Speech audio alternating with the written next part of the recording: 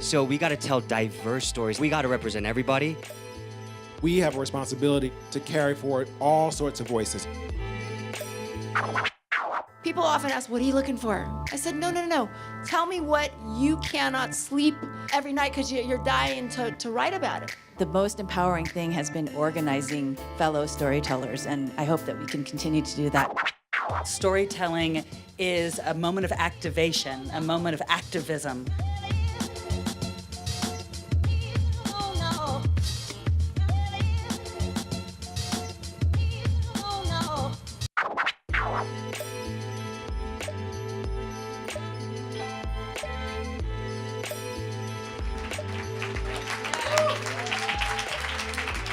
Welcome to the Asian Pacific Filmmakers Experience here in Park City and at Sundance.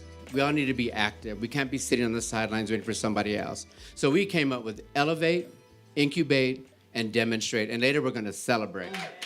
For the Elevate, it's really elevating our artists, elevating our stories, and how do we incubate our storytellers so that they can go on and tell our stories? Because we want people that are telling our stories that are about our people, that are from our community. And then on Demonstrate, it's really about demonstrating our support for the talent, demonstrating your talent as you put it out there for the world to see. And I think that's something we just want to make sure that we all instill and we walk away from today. We got Miss F.E.T. Brown, and we all know her, producer. She was here in 2002 when we were here with Better Luck Tomorrow. She was here with Real Women Have Curves. Well, we're sweating too, but we're not taking our clothes off. Why not? We're all women, Mom. We all have the same things. I do films that are about the other, and the people that are marginalized or have been disenfranchised are not represented in films and community. And from Real Women Have Curves to Rocket Science to Stranger Inside to the last film that we did here that was Dear White People. Like, these are the movies that I feel that sort of elevate the game. Together, we can bring black back to Winchester. Who does Sam think she is? It's like Spike Lee and Oprah had some sort of pissed off baby. And sometimes it's not so popular. Like right now I'm dealing with the studio, when you talk about bringing in people in front of as well as behind the scene, and they're like, we just want the best person for the job. You know what I mean? You're like, we all want the best person for the job, but the best person for the job doesn't necessarily have to be another white man. Just to be real about it and having to have those conversations. But that's where I see that, the call to action of really having to have the courage of your conviction to talk about it and to make the mandate of, Asian American, people of color, women in the film, and also telling their own story. How would you feel if someone started a Dear Black People? No need. Mass media from Fox News makes it clear what white people think of us. Our next participant here on our panel is Justin Chan. Most recently, with his film Gook here, he's a writer, director. He's another one of those people who said, okay, I'm not gonna wait for someone to support what I gotta do. I gotta tell this story. Well, what does that even mean? What? Oh, Gook?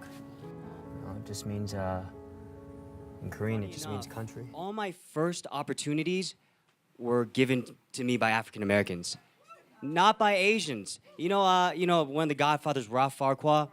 Yeah, he's the one that gave me all my first jobs, believed in me, pushed me. I was so grateful, and I still am so indebted. The really disheartening thing was that there was no Asians around to help me. And, even with this whole journey with Gook, it was incredibly difficult. I was trying to get financing, and I was just so sad because my biggest investor was French. And I'm like, why does it have to be this way, man? Like, I was pounding the pavement, knocking on every door, and I just couldn't find anyone who would get excited about the thing. I wasn't gonna let that stop me. The backdrop is the LA riots and the Rodney King verdict. And this is the 25th anniversary of that riot. And I knew I had to get it done because this year is the year to commemorate that. And after the inauguration and all that stuff, like, we gotta talk about these things. For me, as a creator, I could just sit back and just audition and just be a victim. I wrote an NBC op-ed about some really racist audition, and I just remember the character wasn't written like this stereotypical Asian character. They're asking everybody to do an Asian accent. If you need an Asian accent, you should have told us before we went in. First of all, they told us to come in at Sunday. They wait till we get in the room to tell us that we have to do an accent. I wasn't gonna. They're tricking people. They're getting people to go in, and then when you're in a vulnerable state, That's what they're having them do it. And I was just like, I'm not doing that. There are certain lines that I have to draw in the sand and not cross. As a creative, I really have to create something myself. I feel like that is the most effective, fastest way to make a difference. They cannot control my content. I create it myself, which is why I got independent financing. I didn't want anybody telling me how to make my movie. We have over 300 backers, and we have raised over $25,000 in 1 week. That just blows my mind. The investors were saying, is there any way you can get a white character in this film? I'm like, no. Is there any way some cop can just show up and he's white and he tells you guys to leave? I'm like, no. Is there any way you can get one of your famous actor friends to come in and do a date? I'm like, no, that's not the story. You know, that just was so ludicrous to me. And, you know, it's really about standing up, letting your voice be heard, and not flinching. We're so worried about the repercussions or whether we might not work. But if you create it, they can't control that. From the Gook team to you guys, I just wanted to say a deep, heartfelt thank you. I'm so excited right now. Our next guest is Brixton Diamond, who's the chairman of the Black House Foundation. So Black House was born, I came here in 2006 with a bunch of folks from business school, and we rented a house. And we got tickets to Hustle and Flow, and they were like, okay, I guess you're going to see that. So I was like, I guess I am. And so I saw that incredible experience of a film being seen for the first time by its cast and being bought before the credits roll by these crazy people running up and down the aisles, and all this story, and you arc that over to Oscar season, and they're winning Academy Awards. For 3 6 Mafia, It's Hard to Hit for a Pimp. That's just crazy.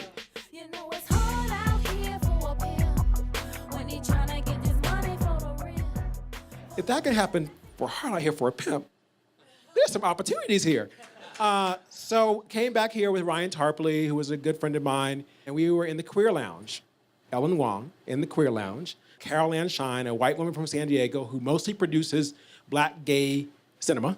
She was here with Punks, and Patrick Ian Polk came over to us and said, we gotta do this for black people. So we rented a space on Heber in 2007.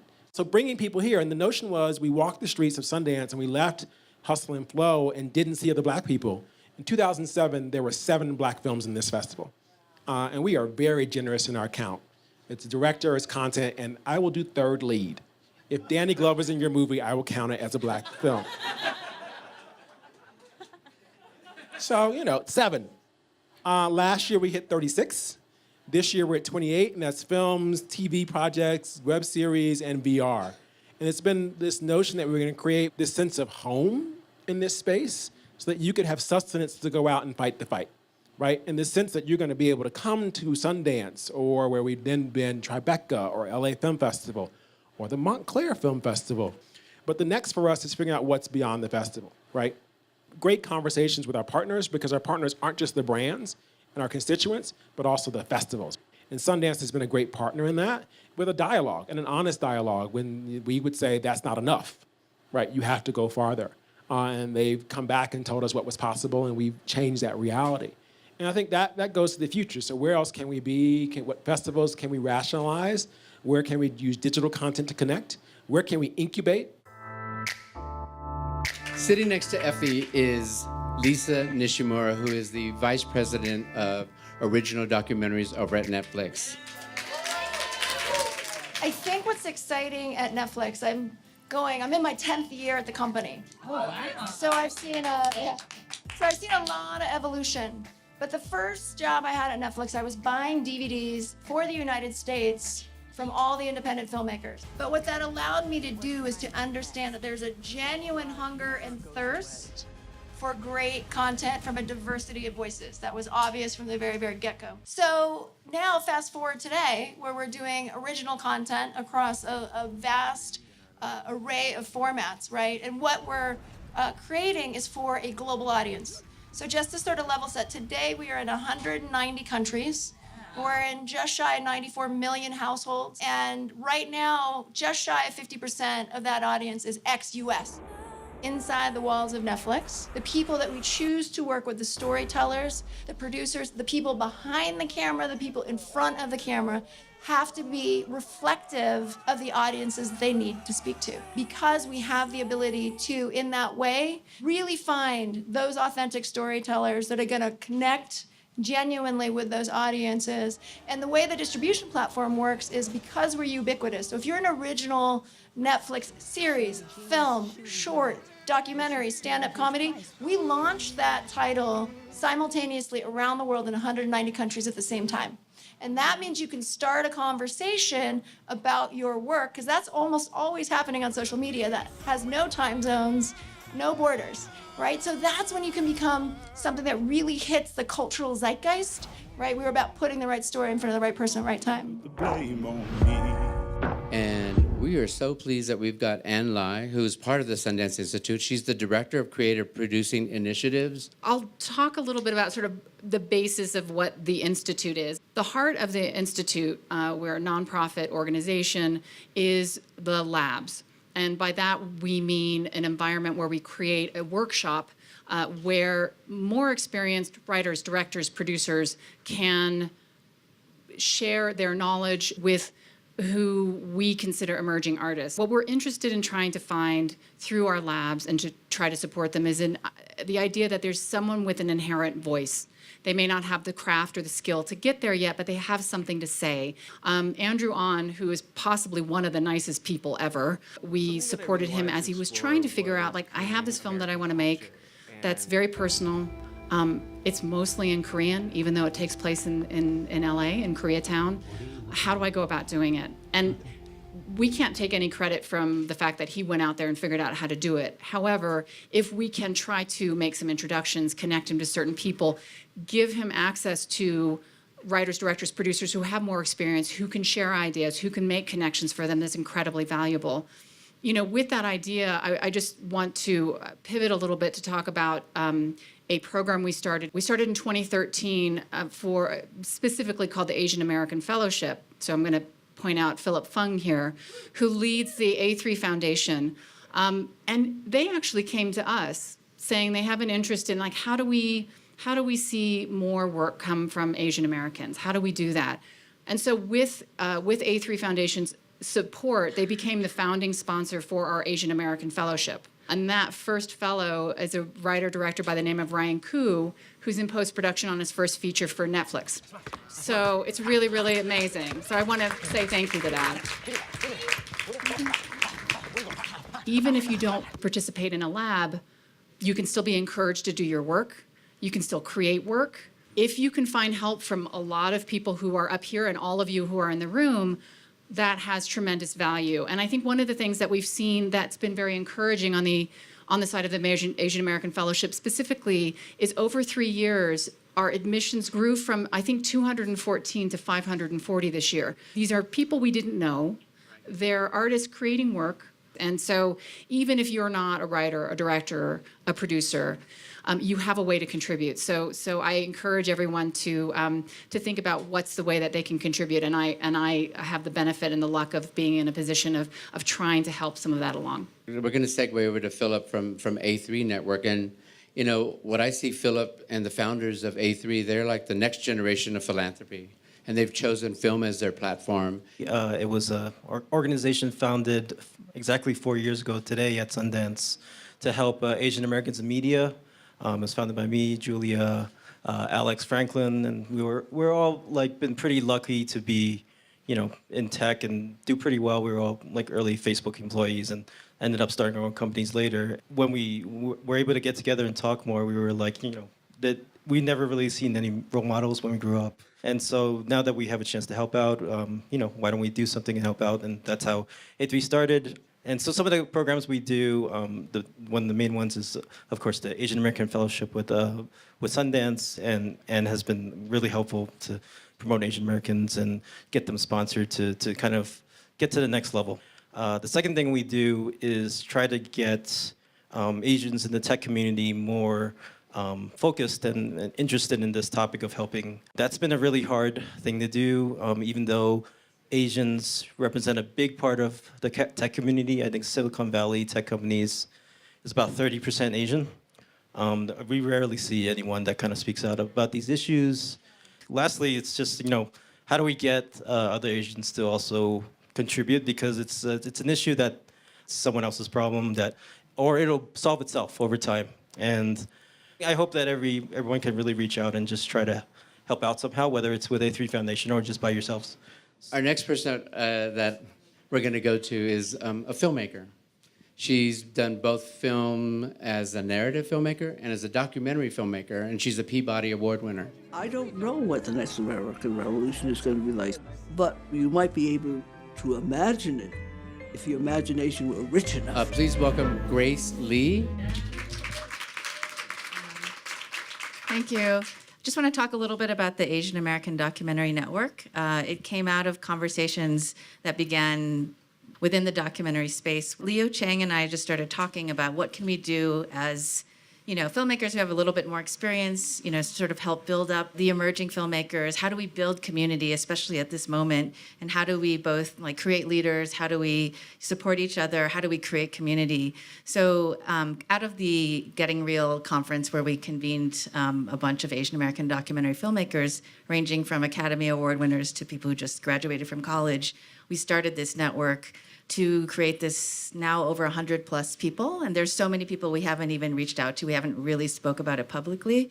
But the idea is to build our community, support each other, start talking about what it means to reframe the conversation about storytelling from an Asian American lens. The demonstration is an act to move your negotiation forward, right? So it's this continuum. So we as communities, Black, Latino, Asian American, LGBT, Native, Indigenous, just all have to work together to make sure that when you're sitting in a room and you see people like you on the screen, you're asking about the other groups, right? You're holding accountability across the line. We got to vote with our tickets and box office, with our streaming views, with what we demand from our partnerships, not just for our own communities, but for the other communities that need to be represented. And the stories that just are untold, because we have such beautiful, amazing stories that are unconventional. And with the democratization of with content creation, we got to push those people who are brilliant out to do it. For me, the thing that I always get excited by when I'm at a festival is the sense of community and a sense of purpose. So I think no matter what everyone is doing, if there is a purpose to why you're doing it, not trying to fulfill what someone else may want, what I look forward to is when people feel empowered. I think we're just going to keep continuing what we're doing and challenge everyone to try to support somehow. You don't really need that second Tesla. You could just go with one, and if you use that money to fund Justin's movie, and we wouldn't be talking about this anymore, right? So, please, for all the filmmakers, producers, writers, know what your north is. People often ask, "What are you looking for?" Right? When they sit down, they say, "What do you want?" I said, "No. Tell me what you cannot sleep every night because you're dying to write about it, to share it." That's what we're looking for, right? Your unique story, your unique vision, your unique execution against that. So take the time to really, really refine your voice, right? And then let it be heard. Storytelling is a moment of activation, a moment of activism. It's a very powerful tool. And that's one of the reasons why I'm very grateful and happy to be here, because I'm looking to meet my brothers and sisters in arms. It is time. Storytellers are also activists. And I think in this particular moment, what I've learned from, working on this Asian American Documentary Network is that we have an incredibly talented community, and we haven't even met each other yet. We're still meeting each other. The most empowering thing has been organizing fellow storytellers, and I hope that we can continue to do that. So we got to tell diverse stories, not just about getting 2,400 on the SAT or trying to go to Stanford or running a Fortune 500 company. Those are all really admirable traits, but we got to represent everybody. And to go off what you guys are saying, what was it? Incubate, elevate, demonstrate. And my film costs less than a Tesla.